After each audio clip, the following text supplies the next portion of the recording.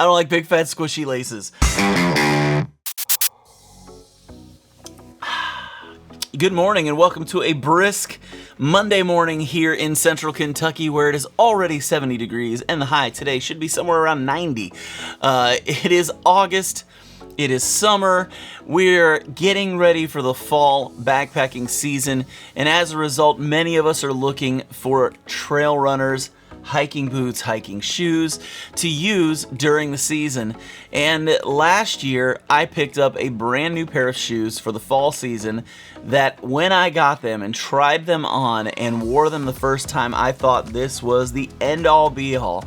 These were going to be the best shoes I'd ever used in my life. Unfortunately, I was sorely mistaken. These are the Saucony Mad River TR2s. When I got them, I had been using the Mad River TRs, the initial version, and absolutely loved them, and then figured once I saw these, I was going to get my hands on them and give them a try. Initially, loved the shoes. And outside of one major flaw, I probably wouldn't have a problem with these shoes, but the major flaw for me is a major flaw, because it could actually end up being very, very bad for anyone who uses them. Now, before we get too far into the video, if you haven't already, make sure you subscribe to the channel and hit the notification bell so you find out anytime one of these videos are dropped. That's it.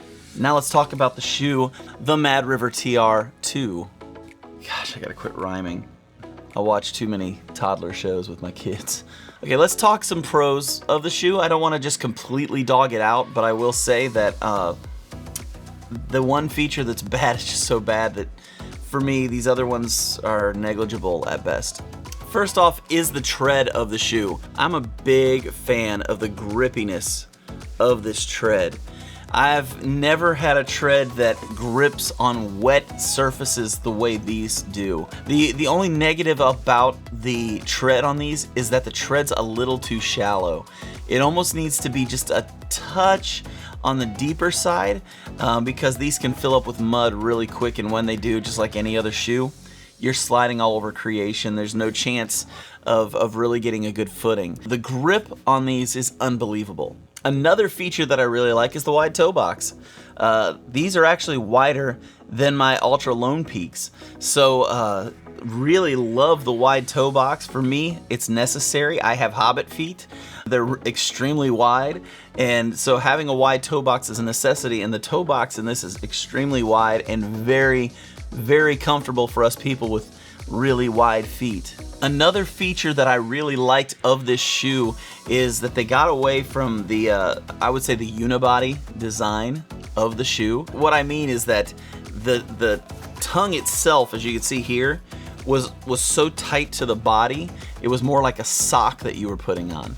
The idea was good, but the negative of that was a lot of times you could get some rubbing on your heels, which is what ultimately did my 2.0s in, was that I rubbed the heels out because you're rubbing on those so much.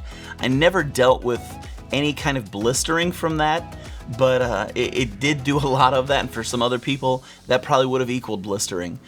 Because of the new design, where they didn't design it the same way, they designed it more like just a shoe you would wear around. The shoe was very comfortable, and it felt like your heels weren't moving as much, and it was much more rigid on the heel, which I really liked. Another thing I love about these shoes is the lacing system. You've got these inner laces here, and then you've got another set of outer laces out here, which allows you to design a way to make your feet more comfortable. Some people like to pull the laces in from further out. It just kind of locks those in a little bit better. If you're somebody who has maybe a wide toe box, but the inner part of your foot or the bridge of your foot is thinner, it's really good because you can tighten that up just a little bit more by using those. If you're someone like me who just has wide feet in general, the inner laces are fantastic because it allows your feet out a little bit more in the shoe so that it's not so tight that it's just extremely uncomfortable and cutting off circulation. Now, before we get into the cons of these shoes, let's give a big thank you to our sponsor for this video, and that's Skillshare.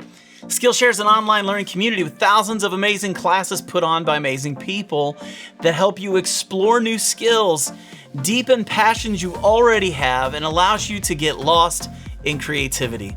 Since I started my channel just a couple years ago, I've been trying to hone my skills, make better, high quality content for my videos, and now I get to watch a true professional, MKBHD, also known as Marquez Brownlee, who has been on YouTube now for years, has millions of followers, makes high quality content, and now has a class showing you how to shoot better videos, how to script better videos, and just overall make your YouTube channel a lot better.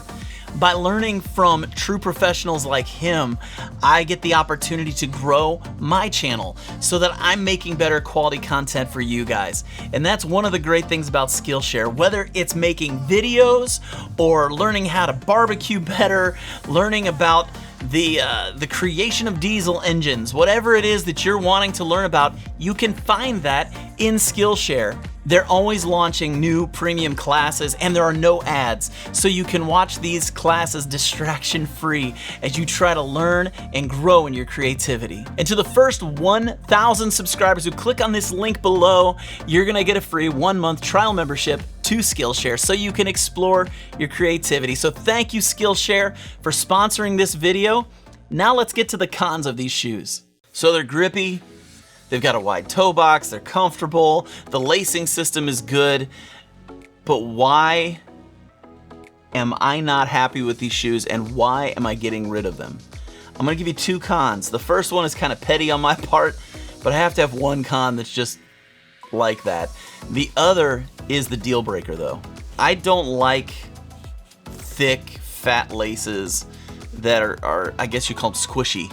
I don't like big fat squishy laces. I like laces that are a little more rigid, that hold into place. When I first got these, I took them on a trip to Alabama to Chiaha Mountain, hiking on part of the Pinhoti Trail with my buddy Josh, my good friend Crow Brad from As the Crow Flies Hiking, and his buddy Pyro Bill. The 4 of us were out having a great time hiking, but my shoes kept coming untied.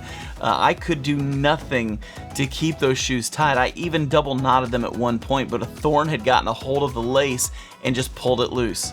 And there's nothing more annoying than being in the middle of a hike and having to stop all the time just to re-tie your shoes. But that was something I was having to deal with. It was annoying. It may be petty on my part. I actually switched out for these laces. These are the Ultra Lone Peak 3.5 laces that I had. I love the laces from those shoes, so I just pulled those off and threw them on here. Way better than the original laces that come with it.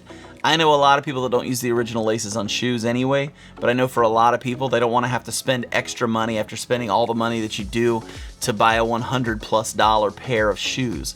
So those laces were just awful.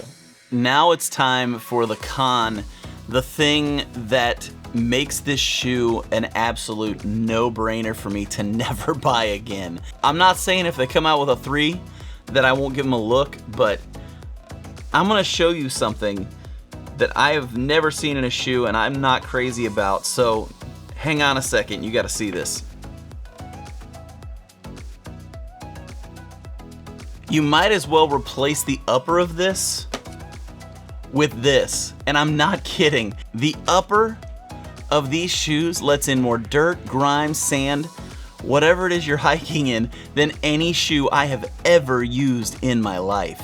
So when I first started wearing these, I noticed that my feet were getting a lot more dirty as I was hiking. Every night I was having to clean my feet off a lot of scrubbing and trying to get the dirt out from between my toes, off of my feet, and I wrote it off to the terrain. I just kind of assumed that it was because of where I was hiking. But as I continued to wear these shoes out, I started realizing that there may be something wrong with the shoe, and the kicker for me was on my trip to Pictured Rocks in May. If you've ever hiked in Pictured Rocks up in the Upper Peninsula of Michigan, it is one of the most beautiful parks you're ever gonna be in. Beautiful landscape, you're right by Lake Superior. It's just absolutely gorgeous. And for part of it, you hike along the beach. And that is where the downfall of these shoes happened. As I was hiking along the beach, I wouldn't even get a quarter of a mile down the beach when I would realize that I felt some pressure on my toes. Something pushing up against my toes. And When I took my shoe off to see what was going on, I literally poured out what was the equivalent of almost a cup, or just basically a little 8-ounce thing of sand from my shoes. I literally could take the shoes, turn them upside down, and sprinkle the sand out of the shoes like a salt shaker, except a really wide open salt shaker. It just poured out like crazy. So much sand got into my shoes that I actually wore a hole in one of my Injinji socks, and I've never done that before. While the upper is extremely comfortable and very airy and drains well and all that, it comes at the cost of it basically being a strainer on top of your foot that lets everything in. What I found was that it actually made my hike miserable on the beach segments. I cut out certain parts of the trail. Instead of going down to the beach with everybody else, I stayed on the trail, not because I didn't want to go to the beach, but because I didn't want all of that sand in my shoes. It was so bad and so uncomfortable, and I'm gonna be honest, it doesn't matter what all of the other pros were. That con, for me, is the end. So I am currently in the process of looking for new trail runners. So if you have good ideas for trail runners I should check out, leave those in the comments below. If you like the video, give it the thumbs up. If you don't like the video, give it the thumbs down. Then make sure you hit the thumbs down twice, because you really want to make sure you emphasize that. If you haven't had the chance before, go check out the Backpacking Podcast. We're on every podcasting platform you can think of. Spotify, Apple, you name it, we're on all of them. Go there and check us out. It's myself and Jeremiah Stringer. It's the best day of the week every Wednesday as we release a new podcast. So until next time, stay strong, hike long, and I'll catch you on the next go around.